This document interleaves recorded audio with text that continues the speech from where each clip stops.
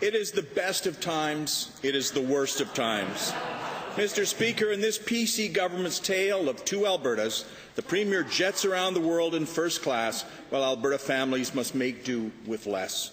Legislated wage freezes, pension rollbacks, and cuts to programs for vulnerable Albertans are the thin gruel offered by this PC government to Alberta families.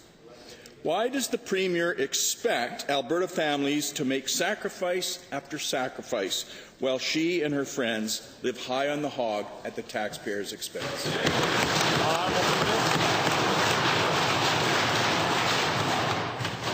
Mr. Speaker, I appreciate the fact that the honourable member understands the work that we all do as members of this legislature, the work that we do as elected politicians, the work we do as cabinet ministers, and the work that I do as Premier, Mr. Speaker. And there is no doubt that as we do that work, that there are expenses associated with that.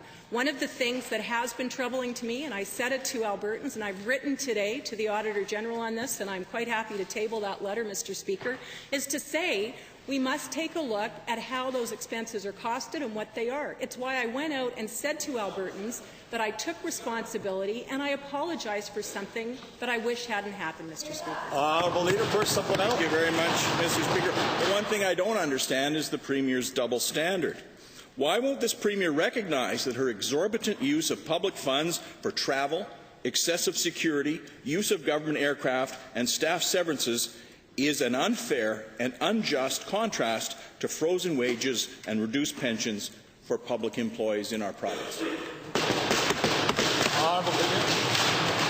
Mr. Speaker, if the honourable member wants to ask me questions with respect to this circumstance, that's fine. But it is entirely inappropriate for this honourable member to mislead the House with respect to AUPE negotiations or pension reform, Mr. Speaker.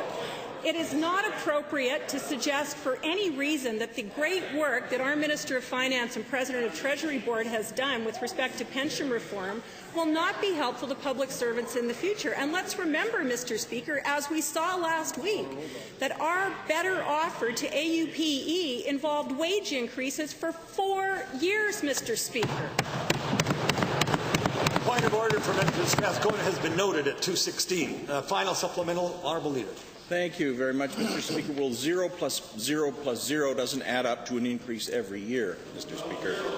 The vast majority of Albertans do not have private aircraft to pick them up in Palm Springs. If they do have to go to an important event, such as a funeral, they drive or they use a commercial flight. Again, Mr. Speaker, it's the tale of two Albertas. To the Premier, won't she abandon her lavish ways and stop her attacks on Alberta's families' incomes and their pensions? Mr. Speaker, I don't expect a lot from the honourable member, but I think he could at least read the newspaper, Mr. Speaker. The offer that we put on the table to AUPE was increases over 4 years, not a zero in the deal, Mr. Speaker. So if we're going to talk about apples, let's compare apples to apples, not apples and oranges, Mr. Speaker.